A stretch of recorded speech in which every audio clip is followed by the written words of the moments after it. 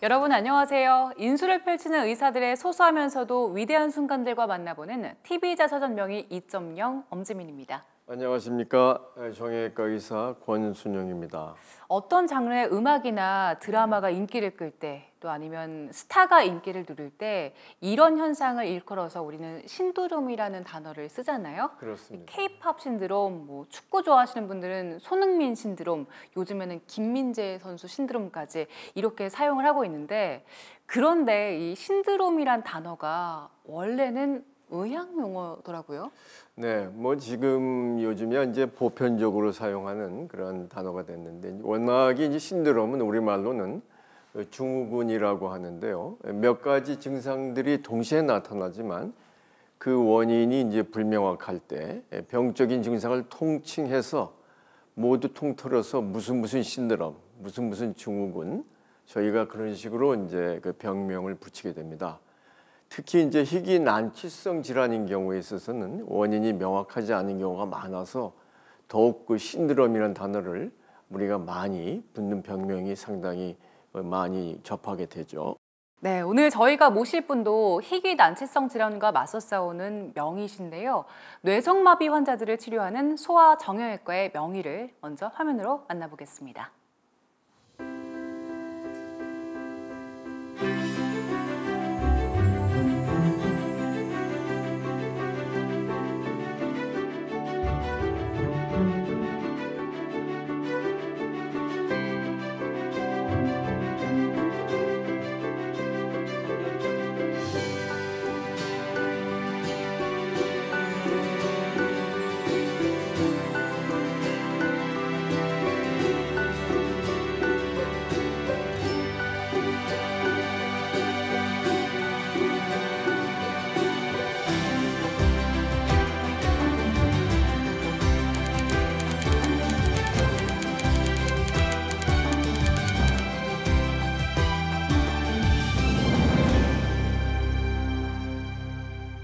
오늘은 소아정형외과 박문석 교수님 모셨습니다. 교수님 반갑습니다. 안녕하십니까? 안녕하세요.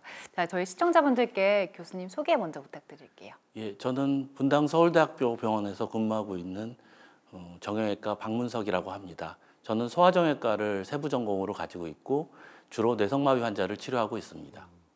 교수님, 이제 정형외과에 대해서는 일반 시청자분들께서 이제 많이 접하고 또 이제 방문하는 병원이라서 잘 아는데, 이 소아정형외과라 그러면 야, 정형외과에도 소아정형외과가 있냐 이렇게 많이 참 궁금해하실 것 같은데요. 네. 예, 저도 그런 질문 많이 받습니다. 네.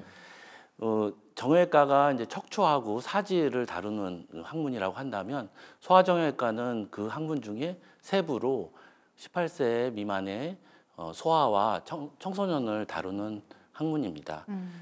그래서 그 선천성 질환, 또 유전성 질환, 신경근육계 질환, 또 소아의 외상, 스포츠 손상 등을 모두 다루고 있습니다. 네. 교수님 주로 치료하고 계신 분야가 뇌성마비라고 하셨는데, 뇌성마비를 들어보긴 했는데 이게 정확히 어떤 병인지 모르겠어요. 그게 흔히 알기 쉽지 않습니다. 뇌성마비가 영화에도 이제 자주 나오기는 하는데요. 뇌성마비는 그 주산기, 아이가 이제 태어날 시기 그때쯤 해가지고 아이의 뇌에 어떤 원인이든 이제 손상이 생길 수가 있습니다. 그 손상은 한번 생기고 나면 일단 진행은 하지는 않는데요. 그 손상이 생긴 이후에 뇌 손상이 계속 몸에 이제 잘못된 신호를 계속 주게 됩니다.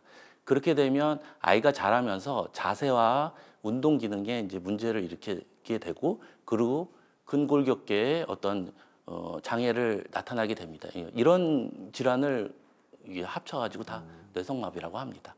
저희가 앞서서 신드롬 증후군 얘기를 했었는데, 뇌성마비도 질환이라기보다는 이제 증후군에 가까운 거예요. 예, 그렇죠. 뇌성마비도 일종의 증후군입니다. 그 뇌성마비랑 소아마비가 조금 헷갈리거든요. 이 두 질환이 어떻게 다른 건가요? 예, 이게 전혀 두 개가 다른 질환이긴 한데요. 이게 마비라는 단어가 같이 들어 있어서 심지어는 정형외과 전문의 선생님도 두 개를 이제 헷갈리기도 합니다. 그래서 뇌성마비는 아까 말씀드렸듯이 뇌에 어떤 문제가 생겨서 잘못된 신호로 어떤 2차 변형이 생기는 거고, 이제 소아마비는 이제 바이러스성 질환입니다. 그러니까 지금 코로나 바이러스 것처럼 한 100년 전 정도에 폴리오 바이러스라는 어떤 바이러스가 큰 유행을 가졌습니다. 그러면서 한 50년, 60년 동안 이렇게 풍미를 했는데요. 그것도 이제 백신이 나와서 이제 없어졌죠. 근데 이제 그 바이러스가 주로 척수, 그러니까 척추 안에 있는 신경에 침투를 하게 됩니다. 그래서 그 아래쪽에 마비를 일으키는데 그거를 이제 폴리오 바이러스에 의한 마비를 우리가 소아마비라고 합니다.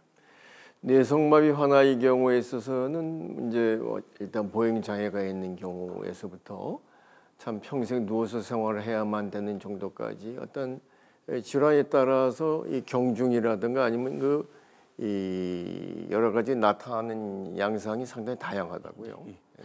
어떤 뇌 병변에 의해서 생긴 모든 질환을 다 이제 증후군으로 신드롬으로 하나를 묶어놨기 때문에 굉장히 심한 환자부터 그냥 막 뛰어다니는 환자까지 이제 다 다양하게 있습니다. 그래서 저희가 흔히 1, 2, 3, 4, 5로 이렇게 형태를 나누게 되는데요. 그러니까 단계를 나누게 되는데 1단계 환자는 이제 걷고 뛰는 데는 문제가 없는데 걷는 모양이 조금 이게 이제 보인다든지 다른 아이들하고 좀 다르게 보인다든지 뭐 그런 정도의 수준이라고 한다면 5단계 환자는 전혀 이제 목도 못 가누고 누워서 이제 완전히 이제 의존을 해야 되는 상태일 수도 있습니다.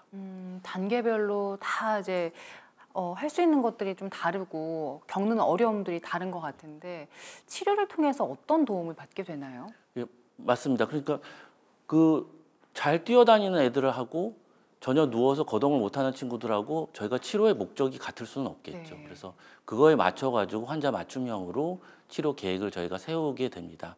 그래서 이 뇌성마비라는 거는 어렸을 때부터 있었기 때문에 처음에는 자라면서 재활 치료를 먼저 하게 되고 그다음에 이제 경직성이라는 게 생기게 됩니다. 아이가 이제 뻣뻣한 게 생기게 되는데 그거를 위해서 재활 치료 도중에 뭐 보톡스를 놓는다든지 어떤 약물 치료를 같이 하기도 하고요. 그리고 이제 척수에서 나오는 그 신호를 좀 더 감소시키기 위해 가지고 경직성을 줄이기 위해서 신경외과적인 수술을 하기도 합니다. 그리고 나서 이제 어떤 2차적 변형이 고착이 되면 이제 정형외과에서 이제 수술을 하게 되는데 그때 이제 저희가 이제 한 5가지 정도 생각을 할 수가 있습니다. 이제 가장 많은 게 이게 잘 걷는 아이들이 있습니다. 잘 걷는 아이들이 있는데 걷는 모양이 다른 친구들하고 조금 다른 경우에 그 모양을 좀 더 비슷하게 만들어주는 수술을 할 수 있습니다. 그게 이제 보행을 향상시키는 수술인데요. 그런 수술적 치료를 할 수도 있고 또 누워있는 친구들은 누워있다 보니까 자극을 못 받기 때문에 고관절 탈구가 많이 생깁니다. 고관절 탈구가 생기면 아이가 이제 극심한 통증을 느낄 수 있기 때문에 고관절 탈구를 정복해 넣어주는 그런 수술을 할 수가 있고요. 또 누워있는 친구들은 또 척추측만증도 잘 생깁니다. 자극이 없기 때문에 척추가 휘어지게 돼요. 그래서 그런 경우 척추를 바로 잡아주는 수술을 할 수 있습니다.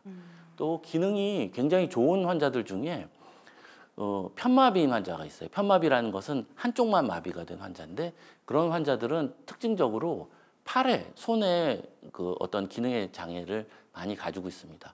그럴 경우에 손의 기능을 좀 좋게 해주는 수술적 치료를 할 수 있습니다. 그리고 이제 누워 있는 환자들은 이제 계속 이게 아무래도 누워 있는 환자나 뇌성마비가 어느 정도 있는 환자들은 활동이 줄어들다 보니까 뼈가 좀 약해져요. 그렇기 때문에 골다공증이 다른 사람들보다 더 빨리 더 심하게 생기는 경향이 있습니다. 그럴 경우 이제 골절도 이제 잘 생기기 때문에 그거에 따라서 맞춰서 치료를 해줄 필요가 있습니다. 교수님께서 말씀하신 어떤 다양한 치료 방법을 그런 진단에서부터 어떤 그런 경중이라든가 그거를 분석하고 어떤 상태를 평가하는 그러한 방법이 반드시 수반돼야 될 텐데요. 맞습니다. 이게 이제 저희도 외래에 환자분이 들어오면 저희가 뭐 한 1, 2분 환자분 이렇게 대화하고 뭐 좀 봤다고 해서 모든 걸 다 파악할 수가 없습니다. 그래서 여러 번에 걸쳐서 보게 되긴 하지만 저희가 어떤 수술적 치료를 계획을 하거나 하면 좀 더 자세한 검사를 하게 됩니다. 특히 이제 보행 같은 경우는 걷는 모양을 저희가 분석을 해야 되기 때문에 그 걷는 거는 그냥 찰나로 지나가지 않습니까? 그렇기 때문에 대개 이제 비디오로 촬영을 하거나 또는 마커 같은 걸 붙여서 그 궤도를 분석해서 컴퓨터로 분석하거나 그런 보행 분석을 하게 됩니다. 또한 제가 영상 검사를 이제 뼈나 그 연부 조직 같은 거를 보기 위해서 엑스레이, CT 그리고 MRI 등을 촬영하게 되고 CT 등을 이용해 가지고 이제 3차원 분석을 하기도 하고요. 그리고 이제 관절이 이제 다른 정형외과 분야하고 다르게 이제 이 뇌성마비 같은 경우는 전신 질환이기 때문에 사실 온몸의 관절을 다 측정을 해야 됩니다. 그렇기 때문에 체계적으로 위에서부터 아래까지 고관절, 슬관절, 족관절 뭐 이런 식으로 해가지고 저희가 체계적으로 신체 검진을 하게 됩니다. 지금은 이제 뭐 다양한 진단 방법을 말씀해 주셨는데 그래도 가장 기본이 되고 많은 그런 도움을 주는 게 엑스레이 아니겠습니까? 그렇죠. 예. 근데 뭐 이제 아시다시피 참 잘하는 아이들이기 때문에 발육 성장에 있어서 이러한 뭐 갑상선 같은 그런 호르몬을 분비하는 조직이라든가 아니면은 신경계라든가 아니 성장판 여러 가지 면에 있어서 그러한 부분들이 좀 방사선이 취약한 부분이죠. 예, 그렇죠. 예, 그래서 뭐 저희가 조사한 바로는 교수님께서 그러한 이 소아 환아를 보면서 그런 취약한 점을 보완할 수 있는 엑스레이 기법을 개발하셨다 그러시는데 잠깐 소개해 주도록 하시죠. 그 아이들은 엑스레이 그러니까 방사선에 성인보다 훨씬 취약합니다. 네. 성장에서도 그렇고 여러 조혈 기능에서도 그렇고 그렇기 때문에 가능하면 방사선 조사를 줄여야 되는데요. 저희가 이제 환자분들을 파악하기 위해서 어쩔 수 없이 이제 방사선 검사를 하게 됩니다. 그런데 그 중에 하나가 이제 CT 검사입니다. CT는 사실 상당히 방사선 조사량이 많고요. 그렇기 때문에 CT 검사를 줄이는 게 아이들한테는 훨씬 굉장히 도움이 됩니다. 근데 저희가 CT 검사를 하는 이유 중에 하나가 이렇게 뼈가 이제 틀어진 정도를 확인하기 위해서 3차원으로 뼈를 이제 구성을 하기 위해서 이제 CT 검사를 하게 됐는데요. 저희가 연구를 해보니까 그거를 그렇게 크게 방사선 조사 CT를 하지 않고도 그런 3차원 영상을 만들 수 있는 방법을 계속 연구를 해서 그것을 현재 좀 개발해서 식약처 승인까지 받아 놓은 상태입니다.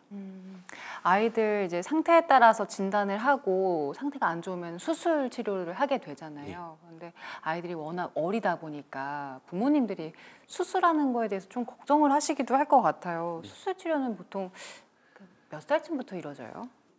수술의 목적에 따라서 다를 수가 있는데요.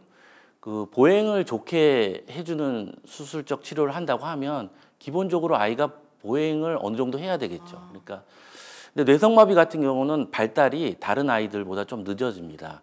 그래서 우리가 흔히 생각해서 신생아가 태어나서 아이들이 자라면 처음 걷기 시작한 게 돌 지나서 걷잖아요. 근데 뇌성마비 아이들은 심하면 심할수록 그게 조금씩 늦어집니다. 그래서 덜 심한 아이들은 한 2살쯤 걷기 시작하고 조금 3단계인 환자들 4, 5살에 걷기 시작하고 그 4단계, 5단계인 환자들은 아예 수술을 받을 때까지 걷지 못하는 상태겠죠. 그래서 이제 걷는 걸 좀 더 좋게 하기 위한 수술을 하기 위해서는 최대한 걸을 수 있는 능력이 개발된 다음에 그 다음에 수술을 하게 됩니다. 그렇게 해서 대개는 5살 이후에 하게 되고요. 네. 되게 그건 급하지 않기 때문에 평균적으로 7살 또는 8살 이렇게 하게 되는 것 같습니다. 네. 다만 이제 누워 있어서 그러니까 활동이 없어서 고관절 탈구가 되는 경우는 그런 경우는 빠르게 수술을 하게 됩니다. 고관절 탈구라는 게 어떤 건가요? 빠지는 거예요? 네, 고관절 탈구는 고관절이 이제 여기 엉덩이 예. 관절입니다. 엉덩이 관절에 이제 뼈가 골반에서 이 대퇴골이 탈구 이제 빠지는 상태를 뜻합니다. 이제 흔히 우리 일반인들은 그런 상태를 겪을 일은 없고요. 이 고관절 탈구는 크게 2가지가 있는데요. 첫 번째는 그냥 뇌성마비 아이들이 아닌 그냥 일반 아이들이 어렸을 때 발달성으로 고관절 탈구가 되는 경우가 있습니다. 그건 좀 치료가 좀 다르고요. 뇌성마비 아이들 같은 경우는 처음에는 탈구가 없다가 이 경직성, 그러니까 뇌성마비 때문에 나이가 들면서 한 5살, 6살 이때쯤 탈구가 진행되는 경향이 있습니다. 뇌성마비 환아들이 이제 보행을 시작하게 되면은 이제 다소 불편감이 있습니다만 주로 그 좀 안짱다리 상태로 많이 심하게 걷지 않습니까? 예. 뭐 아시다시피 대퇴골 이제 전형각이 커져서 그런 경우인데 그 상황에 대해서 시청자분들한테 좀 그 말씀해 주시고 어떤 수술이 필요한지 예. 한번 설명해 주도록 하시죠. 그게 이제 흔히 안짱걸음이라고 하면 발이 안쪽을 향해서 이렇게 걷는 것을 뜻합니다. 그래서 이게 어린애들한테는 굉장히 흔합니다. 한 5살, 6살 돼서 안짱걸음으로 뇌성마비 없는 아이들도요. 오는 친구들이 꽤 많아요. 안짱걸음이라는 거는 뭐 여러 가지 원인이 있겠지만 가장 많은 원인은 이 대퇴골 요 위에 이 대퇴골이 안으로 좀 틀어져 있어가지고 안짱걸음 하는 경우가 많습니다. 근데 뇌성마비가 없는 친구들 같은 경우는 나이가 들수록 조금씩 좋아져요. 좋아져서 자연스럽게 좋아져서 10살 넘으면 대부분의 아이들이 안짱걸음이 없어집니다. 물론 뭐 남는 아이들도 있는데요. 근데 뇌성마비 아이들은 경직성이라는 어떤 특징 때문에 요 안짱걸음이 대퇴골 전염이라고 하죠. 대퇴골이 틀어진 게 나이가 들어도 그냥 좋아지지 않습니다. 그래서 계속 남게 되고요. 그게 계속 기능적인 장애를 일으키게 돼요. 그래서 아까 말했듯이 보행을 좋게 하는 수술을 할 때 그때 같이 요 전염각을 교정을 해서 안짱걸음을 없애주게 됩니다. 네, 교수님 뇌성마비 환자들을 오랫동안 치료해 오셨는데 환자들 치료하시면서 가장 어려운 점이 있다면 어떤 게 있을까요? 계속 이제 뇌성마비에 대해서 공부를 하고 이제 치료를 하게 되지 않습니까? 근데 뇌성마비에 대한 치료가 단순히 진료실 안 수술장에서 끝나지가 않는다는 겁니다. 뇌성마비는 아이가 어렸을 때부터 가지고 있고 정형외과 치료를 하든 재활 치료를 하든 신경외과 치료를 하든 그게 없어지는 게 아니고 평생 어느 정도는 가지고 살아야 되는 거예요. 그래서 어떤 장애를 가지고 있는데 그거는 의료적인 문제만 있는 게 아니라 어떤 복지의 문제도 있고 사회의 문제도 같이 가지고 있습니다. 그래서 그게 아마도 좀 더 정책적인 그 고려가 좀 필요한 질환이 아닌가 그렇게 생각을 합니다. 병원 밖에서의 예. 배려들이요. 그 수술을 잘하기 위해서 평소에 보행 분석을 많이 하신다고 했는데 예. 교수님 이 보행 분석을 의료 현장이 아니라 범죄 현장에서 범죄 분석에도 쓰셨다고요? 예, 제가 몇 년 전에 경찰청에서 한번 의뢰를 받은 적이 있습니다. 아무래도 제가 보행 분석을 오래 했고 우리나라에는 CCTV가 많지 않겠습니까? 근데 이제 그 범죄자들의 얼굴은 안 보이고 이제 보행 패턴만 보이는 경우가 있습니다. 그래서 이럴 경우에 어떤 특정 범죄자들의 그런 어떤 보행 패턴을 이렇게 다른 여러 가지 CCTV에서 비슷한 게 있는지 찾아주고 이런 작업을 한 적이 있습니다. 이걸 그래서 그때 여러분과 모여서 했었고, 요거를 이제 법보행 분석이라고 해서 저희가 한번 그 정의를 내린 적이 있습니다. 그러면 실제로 검거에도 뭔가 역할을 하신 거예요? 뭐 역할은 뭐 미미하지만 했었습니다. 네, 그 아버님께서도 정형외과 의사시고 그러셨는데 이 교수님께서 참 많은 분들이 하는 인기그램 분야와 달리 소아정형외과를 선택한 것에 대해서 특별한 말씀 없으셨습니까? 아버님께서는 굉장히 좋아하셨고요. 네. 이게 제가 소아정형외과를 하게 된 거는 저 본과 이제 3학년 때 하게 되는데요. 의과대학은 이제 예과 2학년 있고 본과가 4년이 있습니다. 그 중에 3학년 때 저희가 이제 실습을 하게 되는데 그 정형외과 실습을 하게 됐어요. 그래서 정형외과 실습을 하게 됐는데 그때 그 저희 이제 은사님인 정진엽 교수님께서 그 강의를 해주셨어요. 뇌성마비에 대해서 강의를 해주시고 그 보행 분석이라는 거에 대해서 이제 알려주시려고 이제 비디오를 상영을 해주셨어요. 근데 이제 그리고 이제 가셨거든요. 근데 이제 비디오가 이제 엄청나게 지루했어요. 그래서 근데 이제 내용도 상당히 어렵고 그래서 아이들이 다 이제 자는 거예요. 그래서 저 혼자 이제 보고 있었는데 보다가 이제 느낀 게 이거는 아무도 안 하겠구나. 내가 하면 평생 나 잘난 척하면서 잘 살 수 있겠다 이렇게 생각을 하고 그때 이제 아주 작은 계기로 이제 소아정형외과를 하겠다고 이제 생각을 시작을 했습니다. 그럼 소아정형외과 분야를 전공하시고 이 학교에 남아서 이제 지금 이렇게 교수로서 봉직하면서 뭐 뇌성마비를 비롯해서 이러한 분야에서 연구하시고 그런 면에 있어서 아버님께서 뭐 특별하게 격려의 말씀이라든가 아니면은 뭐 특별한 그 조언 같은 거 없으신지요? 네.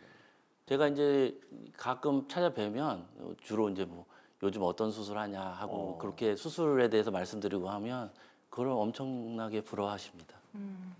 어린아이를 치료하시는 거잖아요. 그래서 아이들이 나아져서 좀 건강한 모습 보면은 그게 기쁨이기도 하지만 또 한 아이의 인생을 결정짓는 일일 수도 있어서 가끔은 또 부담이 될 수도 있을 것 같은데 어떠세요? 이게 부담이 안 된다는 게 말이 안 될 것 같아요. 그래서 아이들이 상당히 어릴 때부터 저하고 치료를 시작을 하게 되고 한번 치료를 시작하고 이제 수술하고 나서 계속 이제 보게 되는데 어른 될 때까지 그냥 뭐 제가 계속 보게 됩니다. 그러니까 책임감을 갖죠. 네, 아이들이 어릴 때부터 어른이 될 때까지 쭉 지켜보신다고 하셨는데 그 모습을 보면 어떤 기분이 드세요? 보람을 느낄 때가 많으실 것 같아요. 아유, 보람을 느낄 때가 많죠. 특히 이제 뇌성마비 아이들이 이제 다양하게 증상을 가지고 있는데 수술 결과도 사실 굉장히 좋은 친구들부터 좀 덜 좋은 친구들까지 다양합니다. 근데 가장 보람을 느낄 때는 잘 못 걷던 아이들이, 그러니까 저희가 이제 4, 5형 정도가 이제 잘 못 걷는 친구들인데 수술하고 나서 이제 걷게 되는 친구들이 있어요. 그런 경우는 정말로 크게 보람을 느낍니다. 지금 참 그 많은 뇌성마비 환우들을 치료하고 계시는데 큰 아드님께서도 장애를 갖고 있으시다고요? 그 참 아드님을 케어하면서 남다르게 이 장애에 대한 많은 생각을 하셨을 것 같은데요. 예, 그게 제 이제 첫째 아들이 발달 장애를 가지고 있습니다. 조금 심해서 의사소통이 아직 안 되는 상황인데요. 우리 친구가 벌써 이제 20살이 됐습니다. 사실 제가 그 정형외과를 이제 시작을 하고 소아정형외과를 이제 세부 전공을 할 때쯤에서 이제 우리 친구가 이제 발달 장애라는 걸 이제 알았는데요. 그거 이제 우리 아들 이제 의사소통하는 거 이렇게 보면서 뇌성마비 환자들도 의사소통이 잘 안 되는 친구들이 꽤 많거든요. 그런 것들 부모님들하고 또 얘기하고 그러면서 그런 거에 대해서 공감 능력이 많이 늘어난 것 같습니다. 네, 교수님 자녀를 아들만 셋 두셨다고 들었는데 그 환아들을 돌보는 부모님들이 진료를 보러 오셨을 때 아이 키우는 입장에서 이야기를 나누기도 하세요? 예, 이야기를 나누기보다는 부모님의 이제 스트레스를 어느 정도 좀 공감을 하려고 노력을 합니다. 실제로 그래서 제가 부모님들께 스트레스 설문을 한번 해본 적이 있어요. 그런데 우리 흔히 생각을 하면 장애를 많이 가지고 있는 친구들의 부모님이 더 스트레스가 많을 것 같잖아요. 근데 스트레스는 다 똑같더라고요. 저도 생각을 해보면 첫째 아들을 키울 때 스트레스와 행복이나 둘째, 셋째 아들은 장애가 없는데 그때 그 친구들을 키울 때 스트레스도 똑같아요. 똑같고 행복감도 똑같은 것 같습니다. 그 해외 봉사 경험도 상당히 많으시던데요. 그 해외에 나가시게 되면 그 뇌성마비 환자들이 많습니까? 어떻습니까? 네. 뇌성마비 환자는 사실 다 똑같이 많습니다. 많고 특히 이제 과거에 우리나라도 뇌성마비 환자가 똑같이 있어 왔는데 나라가 이제 발전하면서 옛날에는 치료 안 하고 그냥 이제 무시하고 있던 환자들이 다 치료의 영역으로 이제 들어온 상태라고 생각하면 됩니다. 그래서 다른 나라에 가서 우리나라보다 조금 덜 개발된 나라에 가보면 그 뇌성마비 아이들이 치료 못 받고 있는 아이들이 많고 그걸 치료할 수 있는 인력도 없는 상태입니다. 교수님이 어떤 뇌성마비에 대한 그 치료법이라든가 수술 방법을 직접 배우고자 그 방문하고 연수생 그 연수 의사들이죠. 외국에서 오신다고요. 그래서 제가 우즈베키스탄과 인도네시아에 가가지고 의료봉사를 했었는데요. 의료봉사라는 게 사실 한 번 가가지고 뭐 일회성으로 뭘 해주고 오고 그러면 사실 그 사람들한테 크게 도움이 되지는 않습니다. 중요한 거는 거기 현지에 있는 의료진들이 뇌성마비에 대해서 올바르게 파악을 하고 진료를 하고 치료를 할 수 있게 해줘야지 그게 최종적인 목표가 돼야 그렇죠. 된다고 예. 생각을 합니다. 근본적인 예. 그런 방법이 되겠죠. 그래서 저는 이제 의료봉사를 가게 되면 그쪽 그 병원에 있는 의료진 중에 원하는 친구들을 같이 데려옵니다. 그래가지고 여기서 한 1년 정도 같이 일하면서 충분히 가리키고요. 그래서 우즈베키스탄에서 어떤 그런 의료진하고 인도네시아에 왔던 분들은 다 돌아가셔서 다 그쪽에 이제 교수진이 되셨습니다. 장애가 있는 분들은 여러 가지 의료기기를 사용하시잖아요. 특히 뇌성마비 환자들은 휠체어를 많이 쓰시고요. 근데 교수님께서 이런 장비들을 환자들이 조금 더 쉽게 이용할 수 있는 은행 같은 걸 만드셨다고 들었는데 이게 어떤 은행인가요? 그 제가 만든 건 아니고요. 네. 우리 서울대학교 의과대학의 신영익 교수님께서 만드신 알뱅크라는 건데요. 그러니까 일종의 휠체어인데요. 그러니까 어른들은 휠체어를 한번 만들면 자기의 몸에 맞게 휠체어를 만들면 그걸 계속 쓰면 되는데 아이들은 계속 크지 않습니까? 이제 크게 되면 휠체어가 안 맞게 돼요. 이걸 자세 유지 도구라고 하는데 자세 유지 도구가 안 맞게 돼요. 근데 이제 딱 자기의 몸에 맞는 자세 유지 도구는 한 사려고 하면 한 200~300만 원씩 하는 거예요. 그러면 그때마다 계속 그렇죠. 구입을 하게 되면 너무 재정적인 부담이 있겠죠. 근데 생각을 해보면 그 기구를 한 1년 썼다가 버리긴 너무 또 아까운 거예요. 그래서 이거를 은행식으로 만든 겁니다. 그래서 대여를 하고 1~2년 쓰다가 다시 반납을 하고 그걸 고쳐가지고 다른 친구들한테 어린 친구들한테 대여를 하고 또 큰 거를 다시 대여를 해주고 이런 식으로 해가지고 그거를 해서 뱅크라고 해요. 알뱅크를 해서 그렇게 했었습니다. 전 참여를 했고요. 그걸 만드신 분은 신영익 교수님이십니다.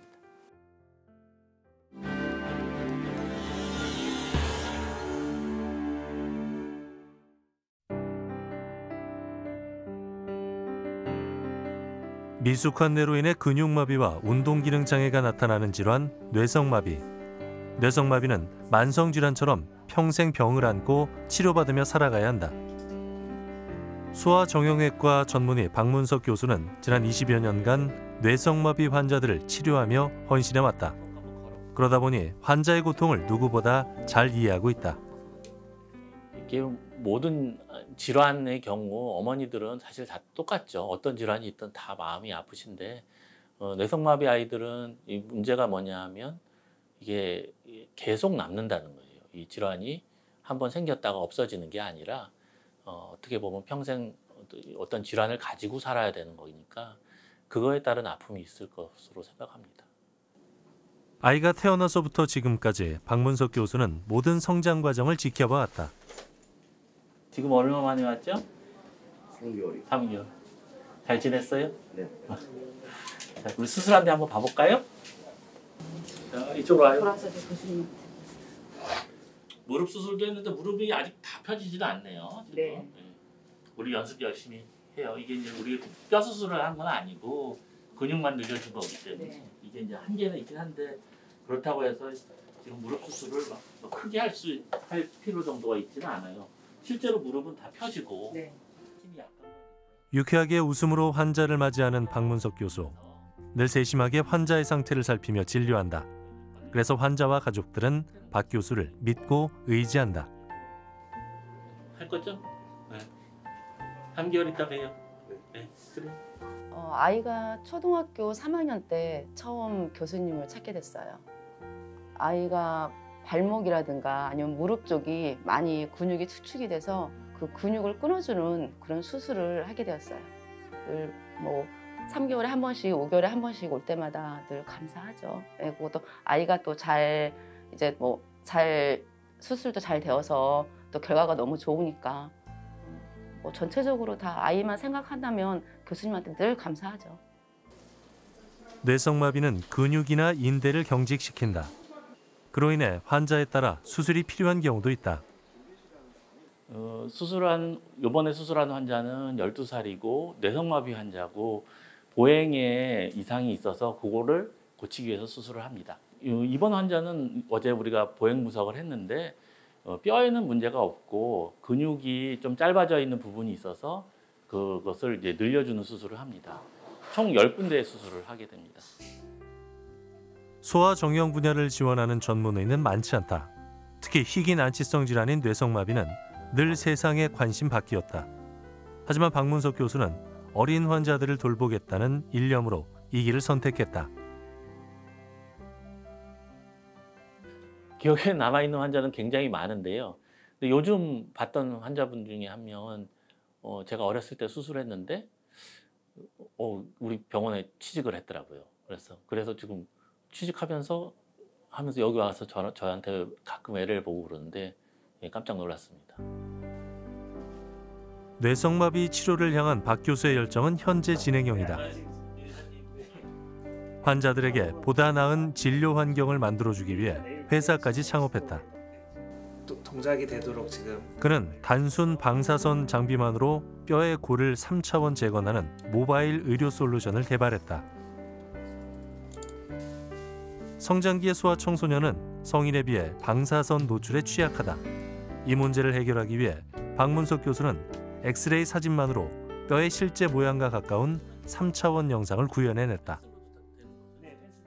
과거에는 뼈의 모양을 3차원 영상을 만들기 위해서는 CT라는 거를 이용을 해야 됐습니다. CT는 상당히 좋은 기술이지만 사실 방사선 조사의 위험이 있는 상태입니다. 특히 이제 어린이들한테는 성장하는 어린이들한테는 어떤 문제가 있을 수 있기 때문에 가능하면 CT 검사를 안 하는 게 좋을 것입니다. 물론 지금 이 기술이 CT를 완전히 대체하지는 못하지만 어느 정도 면에서는 방사선 조사 없이 3차원 영상을 만드는데 도움이 되고 있습니다. 뇌성마비 환자들의 치료를 위해 연구하고 고민하는 박문석 교수. 그는 환자들이 보다 나은 삶을 누릴 수 있길 바란다.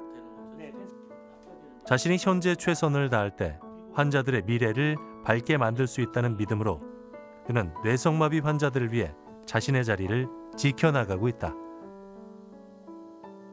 앞으로 희망은 저는 20년 동안 뇌성마비를 치료해 왔고 하루하루 조금씩 나아지는 것을 느끼고 있습니다. 환자분들이나 환자 보호자분들도 언제까지 선생님 치료해 주실 수 있습니까? 이렇게 물어보실 때가 많습니다. 저는 제가 치료할 수 있을 때까지, 제가 가능할 때까지 계속 뇌성마비 환자분들을 치료하는 것이 제 바람입니다. 우리나라의 현재 좀 그 안타까운 현실입니다만은 이제 출산율이 저조함에 따라서 이제 소아과를 전공하신 분이 많이 없고 참 최근에는 대학병원에서조차 그 야간에 소아 환자를 못 보는 그런 경우가 생기고 있는데 이 보다 특수한 분야인 소아정형외과의 경우에 지금 일반적인 그러한 그 우리나라 의료계 양상이 좀 어떻습니까? 소아정형외과도 마찬가지입니다. 네. 지원자가 자꾸 줄어들고 있고 이미 이제 소아정형외과를 전공하셨던 분들도 자꾸 이제 대학에서 나가서 이제 개원을 하시고 있는 상태입니다. 좀 적극적인 관심이 필요한 상태입니다. 지금 전국적으로 뭐 참 손을 꼽을 정도죠. 예. 네, 참 안타까운 현실인데. 그 이러한 이 뇌성마비와 같은 장애인들을 치료하시면서 소아정형외과로서 의사로서 좀 이러한 그 국가 사회적 측면에 있어서 정책적인 배려가 어떤 식으로 좀 됐으면 좋겠다. 혹은 현재의 어떤 시스템상 개선이 요구될 점 어떤 점이 있는지 혹시 있으면 말씀해 주도록 하시죠. 저희가 뭐 정책 위반자나 뭐 관련돼 있지는 않지만. 예. 제가 이제 임상에서 현장에서 보기로는 제 느낌이 이렇습니다. 질병이 희귀하고 중할수록 환자들은 더 차별을 받는 것 같아요. 이게 크게 돈이 되거나 이제 매출이 나오거나 그런 질환이 아니기 때문에 그러면 더 뽑아줄 이유도 없는 거예요. 그 의사를. 더 뽑아줄 이유도 그런 자리도 자꾸 줄어들게 되고 자꾸 소외를 받게 되니까 환자도 소외받고 의사도 소외받고 그러면 그 의사는 그걸 안 하게 되죠. 안 하게 되고 그러니까 더욱더 그 진료를 하는 사람도 위축이 되고 그 분야도 위축이 되는 것 같습니다. 그래서 이거를 단순히 이제 그 자본주의식으로 많이 돈을 많이 버는 또는 환자가 많은 쪽으로 이렇게 투자를 한다기보다는 좀 더 적극적으로 좀 소수를 배려하는 정책이 좀 필요하지 않을까 그렇게 생각합니다. 이제 우리가 이 어포머티브 액션이라고 하죠. 그러니까 소수자 적극적 우대 정책이라고 하는데 그런 것들이 소아 분야에 좀 있어야 되지 않을까 그렇게 생각을 합니다. 네. 교수님 여러 환자들을 만나 오셨는데 특별히 기억에 남는 환자 있으세요?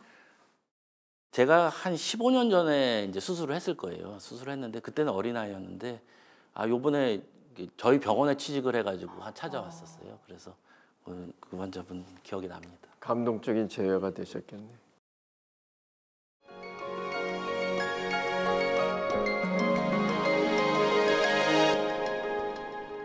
네, 이제 명의의 명강연 들어볼 텐데요. 오늘 박문석 교수님께서 준비한 강연의 주제는 뇌성마비의 이해입니다. 함께 청해 들어보겠습니다.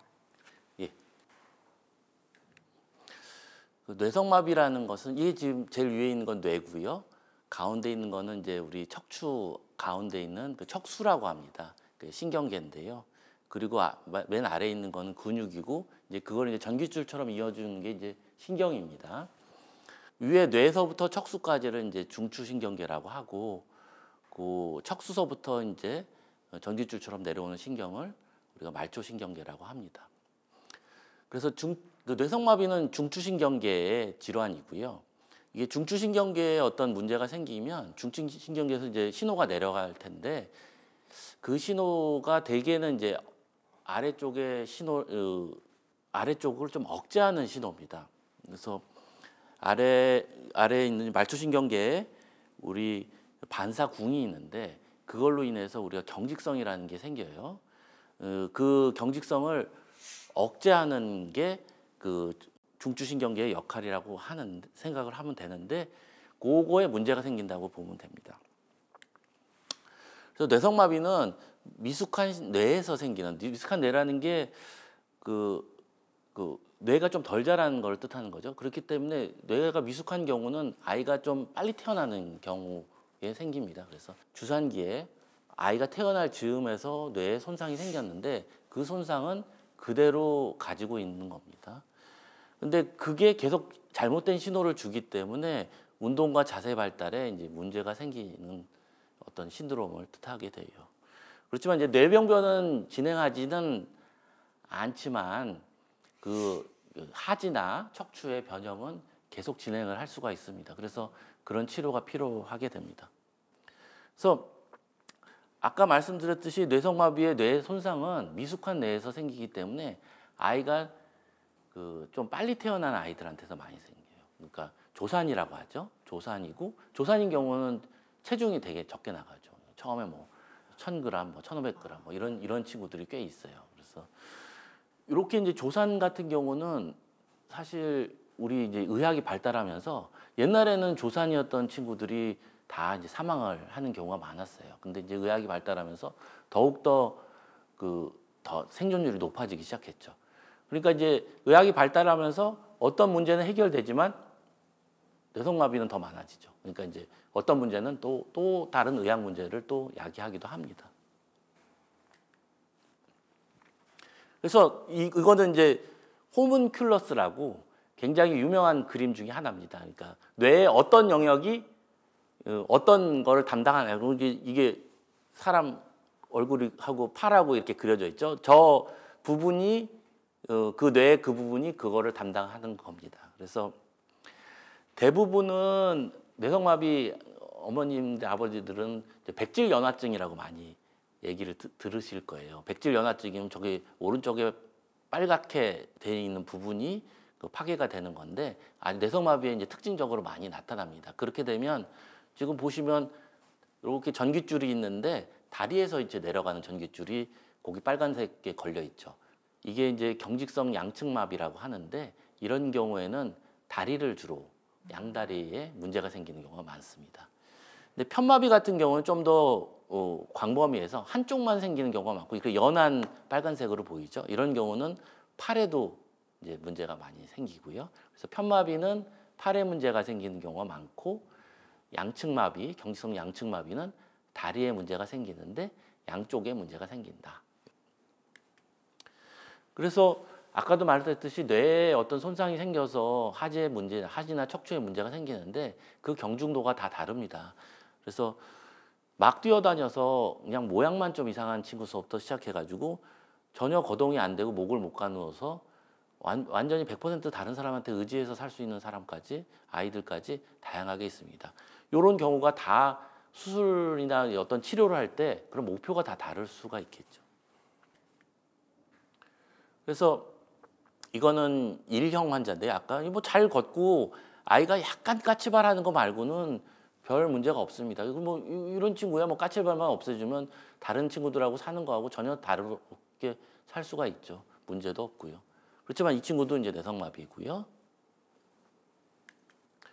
아무래도 이분은 걷는 거는 굉장히 잘 걸으시죠. 근데 이제 뛰는 거라든지 뭐 점프를 한다든지 그런 것들은 좀 안 되죠. 그래서 이런 분들은 아무래도 아까 친구보다는 좀 기능이 좀 떨어지고 좀 더 수술적 치료나 그런 것들을 더 요구하겠죠. 어떤 친구는 대부분 휠체어에서 생활하고 이제 재활 치료할 때만 잠깐 일어나가지고 운동하는 친구들이 있어요. 이런 친구는 이제 4형 정도가 되는데 이럴 경우 막 무릎이 이제 구부러지고 완전히 이제 워커나 이런 것들을 누가 잡고 있지 않으면 혼자서는 어디 다니지는 못하고요. 되게 이제 전동 휠체어나 휠체어를 이용을 하게 됩니다. 그래서 뇌 손상이 있고 그거는 뭐 더 진행하지는 않아요. 근데 신호만 자꾸 잘못된 신호를 내려주는 거예요. 그래서 그 신호 때문에 자꾸 경직성이 생겨요. 뭐 자꾸 수축이 되는 거예요. 뻣뻣하게 수축이 되는데 그렇게 되면 그냥 그러면 상관은 없는, 그러면 그것만 어떻게 늘려주면 되는데 아이들은 잘하잖아요. 잘하니까 뼈가 이렇게 자랄 때 한쪽만 계속 잡아당기고 있으면 이렇게 휘어지거나 틀어지거나 하게 돼요. 그리고 근육도 계속 수축이 되면 잘 자라지를 못해요. 그러면 근육이 짧아지고 2차적으로 근육이 짧아지고 그리고 뼈가 틀어지고 뼈가 틀어지다 못해 뼈가 관절이 이렇게 빠지게 되는 거죠. 그래서 아까 5가지 치료를 말씀드렸는데 물론 더 여러 가지 문제가 있을 수 있습니다. 뭐 침 흘림이라든지 뭐 다른 뭐 경기도 같이 하는 친구가 있고 다른 치료가 다 필요한데 일단 정형외과에서 할 수 있는 치료는 요 아까 말씀드린 5가지입니다. 그래서 걷는 아이를 좀 더 잘 걷게 막 걸으려고 하는 아이를 좀 걸을 수 있게 해주는 보행 능력 향상을 위한 치료가 있고 그리고 고관절이 탈구됐을 경우 고관절을 통증이 심해지기 때문에 초반에는 없더라도 나중에 극심한 통증을 느끼게 됩니다. 그래서 고관절을 다시 넣어주는 수술을 할 수가 있고 척추 측만증이 있으면 제대로 앉기도 힘들 수가 있고 통증이 심해질 수가 있어요. 그럴 경우에 척추를 똑바르게 해주는 수술을 할 수 있고 아까 그 그림에 있던 편마비 환자들은 손의 기능이 중요한데 손의 기능이 잘 안 될 경우 손의 기능을 좋게 해줄 수 있고 또 활동이 떨어져서 골다공증 때문에 골다공증도 골절이 안 생기게 관리를 해야 되고 골절이 생긴 경우는 또 그거에 맞춰서 좀 치료를 해줘야 되게 됩니다. 그래서 이제 이 친구 같은 경우는 안짱걸음을 하는 친구고요. 무릎은 이제 뻣뻣하게 걷는다는 느낌도 이게 경직보행이라고 하는데요. 그래서 까치발하고 발을 안쪽으로 하고 까치발을 하고 있죠. 그래서 이런 친구들은 그 아까 말씀드렸듯이 보행 분석을 하고 엑스레이나 뭐 어떤 영상 검사도 하고 그리고 신체 검진을 통해서 어디 근육을 늘리고 어디 뼈를 맞춰줄 거다 이렇게 해가지고 여러 군데 모든 문제를 다 파악을 해가지고 수술은 하루에 한꺼번에 다 시행을 합니다. 그래서 이거를 1단계 다수준 수술이라고 여러 군데를 뭐 발목, 무릎, 뭐 엉덩이 뭐 이런 쪽을 한꺼번에 다 문제가 어디 있는 부분을 다 합쳐서 수술을 다 하고 해야 됩니다. 그렇기 때문에 이제 정확하게 파악하기 위해서 컴퓨터 분석도 하고 그렇게 돼요. 이제 수술하고 나면 이제 걷는 게 이제 많이 좋아지죠. 그래서 어떤 친구들은 굉장히 많이 좋아지는 친구도 있고, 근데 또 환자분들마다 조금씩 달라요. 그래서 그거는 저희가 다 또 맞춰서 수술하려고 노력을 합니다. 그래서 이렇게 수술이 잘 되면 좋죠, 저희.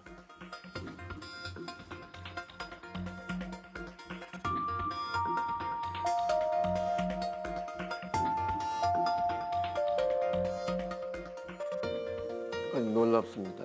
네. 결과가 아주 드라마틱하네요. 그리고 아이들이 이제 보행을 이제 못하는 아이들, 특히 보행하는 아이들도 있을 수 있지만 보행을 못하는 아이들한테 또 많이 생기는 게 고관절 탈구입니다. 이게 그냥 태어나자마자 생기는 건 아니고요. 나이가 들면서 아까도 말씀드렸듯이 경직성에 의해서 나이가 들면서 자꾸 잡아당기니까 뼈가 틀어지고 그게 뼈가 빠지고 이렇게 생깁니다. 근데 요게 처음엔 괜찮다가 나중에는 그 빠진 뼈가 파괴가 되면서 심한 통증을 느끼게 돼요. 그래서 이럴 경우 이 친구 같은 경우 오른쪽 다리를 이제 벌리지를 못해요. 그래서 아파가지고 저렇게 한쪽으로 그 발을 세워놓고 있는 상태인데요. 그래서 이렇게 되면 통증이 발생하고 이게 벌리져지가 않아요. 청결 유지도 안 되고 쓰지를 못하게 돼요. 운동도 재활도 못하게 되죠.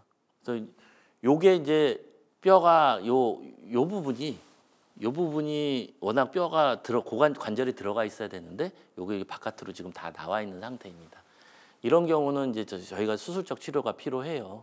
그래서 수술을 해가지고 그 뼈를 이제 넣어놓고 요게 안 빠지게 그렇게 계속 유지하는 게 중요합니다. 뇌성마비 자체, 그러니까 이 고관절 탈구로 수술했다고 해서 뇌성마비 자체가 없어지는 건 아니고 고관절만 정상화 시켜놓은 상태니까 그게 잘 유지되도록 노력을 하게 됩니다. 예, 감사합니다. 저희가 이야기만 들었을 때랑 달리 저희가 영상, 사진을 다 봤잖아요. 아이들이 치료받고 또 편안하게 잘 걷는 걸 보니까 저희 마음도 기쁜데요. 뇌성마비란 질병을 어떻게 치료해 나가고 있는지 잘 이해할 수 있었습니다. 교수님 강의 감사합니다. 감사합니다.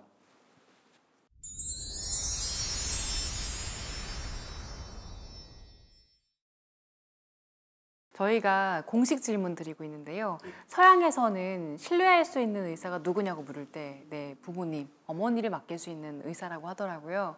교수님께서 생각하시는 네, 어머니를 맡길 수 있는 의사는 어떤 사람인가요? 이제 저는 외과 의사고 외과 의사 기준으로 생각을 한다고 하면 일단 수술을 잘해야죠. 수술을 잘해야 됩니다. 그리고 이제 외과 의사로 이제 생각을 한다고 하면 저희 외과 의사 신념은 그렇습니다. 어떤 분들도 얘기하는데 일단 수술을 했으면 그 환자랑 결혼한 거다 이렇게 생각을 합니다. 그래서 수술을 하고 그 결과가 나올 때까지는 책임을 져야죠. 그리고 그거를 책임져서 그거를 꼼꼼히 해줄 수 있는 분이 제가 좋은 의사라고 생각을 합니다. 네, 저희가 또 신청곡도 받고 있는데 교수님 듣고 싶은 노래 있으세요? 휘트니 휴스턴의 One Moment in Time을 좋아합니다. 이유도 좀 알 수 있을까요? 그게 지금을 최선을 다하자는 그런 내용인데요. 제가 언제나 생각을 하고 있습니다. 이게 오늘 오는 환자한테 최선을 다하고 그 치료를 하고 오늘 만족할 만한 결과를 얻고 그게 제일 중요하다고 생각을 합니다. 오늘 박문숙 교수님과 함께하면서 참 그 훌륭한 성취를 많이 봤습니다. 아주 드라마틱한 수술 결과도 봤고 앞으로 이 소아정형외과 분야를 이제 평생 전공을 하시면서 이것은 꼭 한번 이루어보고 싶다 어떤 그러한 목표라든가 아니면은 뭐 지향하는 바가 있으면 말씀해 주도록 하시죠. 제가 20년간 이제 뇌성마비를 해왔습니다. 그리고 뇌성마비라는 질환은 이제 일종의 만성 질환으로 이게 없어지는 질환은 아닙니다. 이제 환자분들이 수술을 하고 나서 계속 이제 매년 이제 한 번씩 찾아와서 이제 진료를 받게 되는데요. 어떤 이제 부모님이 물어보시더라고요. 아유 선생님 계속 여기 계셔야 돼요. 이렇게 말씀을 하시더라고요. 그래서 저는 그래서 저 어디 안 갑니다. 계속 있을 겁니다. 이렇게. 그래서 제가 뭐 굉장한 어떤 대단한 사람은 아니지만 제가 퇴임할 때까지는 뇌성마비 환자분들 치료하고 끝까지 그 자리에 있으려고 합니다. 네. 저는 어디 안 갑니다. 여기 있겠습니다. 이 대답이 환자 그리고 보호자분들이 가장 듣고 싶어하는 가장 큰 힘이 되는 대답일 것 같아요. 네, 그렇습니다. 참 진심은 힘이 세다라는 말이 있는데요. 네, 우리 박문석 교수님이 진심이 통해서 많은 환아들이 큰 힘을 받고 또 잘 치료 또 수술 받고 이렇게 해서 훌륭한 그런 업적을 또 낳을 수 있는 그런 성인으로 성장하기를 기대 한번 해봅니다. 네, 박문석 교수님 오늘 함께해 주셔서 고맙습니다. 네, 감사합니다. 네. TV자서전 명의 2.0은 희귀 난치성 질환이 완치를 향해 도전하고 있는 이 시대의 진정한 명의를 모시고 다음 이 시간에도 다시 찾아뵙겠습니다. 함께해 주신 여러분 고맙습니다. Day I live, I want to be a day to give the best of me. I'm only one, but not alone. My finest day is yet unknown. I broke my heart for every gain. To taste the sweet, I face the pain.